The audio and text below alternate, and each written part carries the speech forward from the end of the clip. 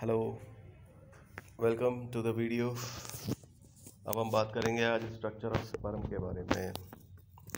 इससे पहले हमने गैमेटोजेनेसिस और गैमेटोजेनेसिस के दो टाइप्स, उसमें एक तो स्पर्मेटोजेनेसिस होता है, दूसरा oogenesis होता है। तो स्पर्मेटोजेनेसिस प्रोसेस में हमने देखा था कि जो मेल गोनैड्स होते हैं, टेस्टिस, उनकी सेमिनिफेरस ट्यूब्यूल्स में स्पर्म्स का प्रोडक्शन होता है। वहाँ से वो जाते हैं एपिडिडाइमिस में और वहाँ जा कर के वो वहाँ पर उनका आगे डेवलपमेंट होता है। लगभग 1 मंथ और 2 मंथ का टाइम लगता है मैच्योरेशन हो कर के वो तैयार हो जाते हैं। तो इसमें हम ये देखते हैं कि स्ट्रक्चर ऑफ स्पर्म में हम देखेंगे तो हमको देखने को मिलता है कि इसके 3 पार्ट्स मुख्य रूप से हमें देखने को मिलते हैं। एक तो हेड, दूसरा मिडल पीस या मिड पीस, और तीसरा इसका जो पार्ट होता है वो टेल होता है। तो ये जो स्पर्म है ये एक ऐसी रिप्रोडक्टिव सेल है जो कि हैप्लॉइड होती है, क्योंकि इसका जो न्यूक्लियस है, इसके हेड पार्ट में जो न्यूक्लियस होता है वो हैप्लॉइड नंबर ऑफ क्रोमोसोम्स पाए जाते हैं उसमें, और it is only human cell with a flagellum. तो एक स्पेशल काइंड की हैप्लॉइड सेल है जो कि आगे फर्टिलाइजेशन में इसका रोल होता है। इसमें हम देखते हैं कि इसके हेड पार्ट में मुख्य रूप से 2 ऑर्गेनेल्स, एक तो इसके शीर्ष की तरफ या इसके एपेक्स की तरफ एक्रोसोम होता है। ये एक्रोसोम, इसका निर्माण गोल्जी बॉडी के द्वारा होता है, और एक्रोसोम आगे ड्यूरिंग फर्टिलाइजेशन ऐसे हार्मोन्स सिक्रीट करता है जो कि ओवम की मेम्ब्रेन्स को पेनिट्रेट करने में सहायक होता है।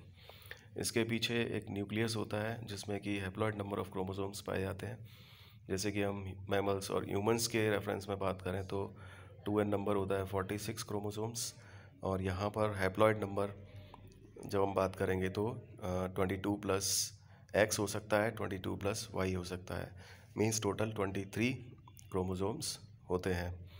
तो इसमें सारा जेनेटिक मटेरियल होता है स्पर्म का न्यूक्लियस में, और ये मेन पार्ट है, और इसी को ट्रांसफ़र करना होता है फर्टिलाइजेशन के दौरान टुवर्ड्स ओवम।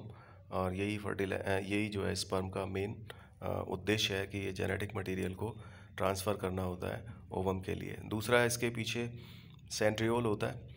तो यहाँ पर हम ये देखते हैं कि जो हेड है उसके पीछे एक छोटा सा, इसको कनेक्टर भी कह सकते हैं, कनेक्टिव भी कह सकते हैं, जो कि हेड को मिडल पीस से कनेक्ट करता है, और इसको नेक भी कहते हैं।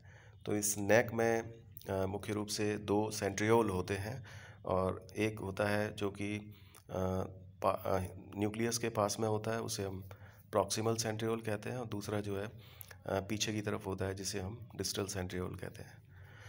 तो ये प्रॉक्सिमल सेंट्रियोल को भी ट्रांसफ़र किया जाता है ओवम में, जो आगे चल के उसका जो है आगे विभाजन के लिए, डिवीज़न के लिए एक तरह से स्पिंडल एपरेटस बनाने में सहयोग करता है। तो 2 चीज़ें ट्रांसफ़र की जाती हैं, एक तो न्यूक्लियस और दूसरा सेंट्रियोल। और इस न्यूक्लियस के आगे जो एक्रोसोम है वो एक्रोसोम ओवम की मेम्ब्रेन्स को पेनिट्रेट करने में, गलाने में सहायक होती है। हेड के पीछे नेक, और नेक के पीछे जो पार्ट होता है इसे हम मिडल पीस कहते हैं, मध्य भाग कहते हैं। और ये पूरा जो मिडल पीस है और टेल है, इसके ऊपर कवरिंग पाई जाती है सिंगल लेयर प्लाज्मा मेम्ब्रेन की। तो यहाँ पर जो मिडल पीस है इसमें स्पाइरल शेप्ड माइटोकॉन्ड्रिया होता है, सर्पिलाकार माइटोकॉन्ड्रिया होता है। और जैसे कि हम देखते हैं कि ये माइटोकॉन्ड्रिया हम देखते हैं कि जो यहाँ पर हम इस डायग्राम में हम देख पा रहे हैं कि प्रॉक्सिमल सेंट्रियोल है, उसके पीछे डिस्टल सेंट्रियोल है, और स्पाइरल माइटोकॉन्ड्रिया है, और उसके बीच ये स्पाइरल किसके अराउंड है, ये स्पाइरल है जो एक्सेल फिलामेंट है उसके अराउंड ये पूरा माइटोकॉन्ड्रिया स्पाइरल शेप में अरेंज होता है, और ये एक्सेल फिलामेंट टेल तक भी जो है एक्सटेंड करता है, बिल्कुल up to the last of the tail.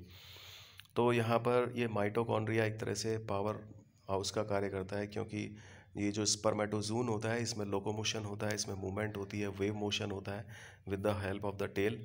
और इस मोशन के लिए, इस लोकोमोशन के लिए जो एनर्जी रिक्वायर होती है वो वो इस स्पर्म को प्रोवाइड की जाती है माइटोकॉन्ड्रिया के द्वारा। तो एक तरह से जैसे कोई ट्रेन होती है तो उसमें बीच में जनरेटर वैन होती है जो कि उसके जो स्लीप एसी कोच हैं उनको पावर प्रोवाइड करती है। तो इसी तरीके से यहाँ पर ये बीच में ये मिडल पीस में माइटोकॉन्ड्रिया स्पाइरल शेप में होता है जो कि इस स्पर्म को लोकोमोशन के लिए एनर्जी प्रोवाइड करता है। इसके बाद हम देखते हैं कि जो पार्ट है वो टेल है, और टेल में भी हम ये देखते हैं कि कभी कभी इसको दो में डिवाइड करके हम देख सकते हैं। एक तो है टेल में मेन पीस होता है और दूसरा होता है एंड पीस। तो एक तो टेल का मुख्य भाग और दूसरा उसका एंड पीस या उसका अंत्य भाग।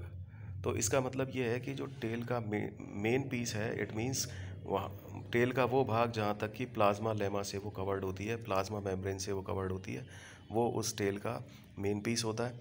और उसके बिहाइंड, उसके पीछे टेल का वो भाग जिसके ऊपर प्लाज्मा मेम्ब्रेन, प्लाज्मा लेमा नहीं होती है, इट मीन्स वो नेक्ड होता है, that is called end piece. तो यहाँ पर स्टूडेंट्स हम ये देखते हैं कि स्पर्मेटोजून जो है हमारा, इसमें मुख्य रूप से हम 3 पार्ट्स कह सकते हैं, हेड, मिडिल पीस और टेल।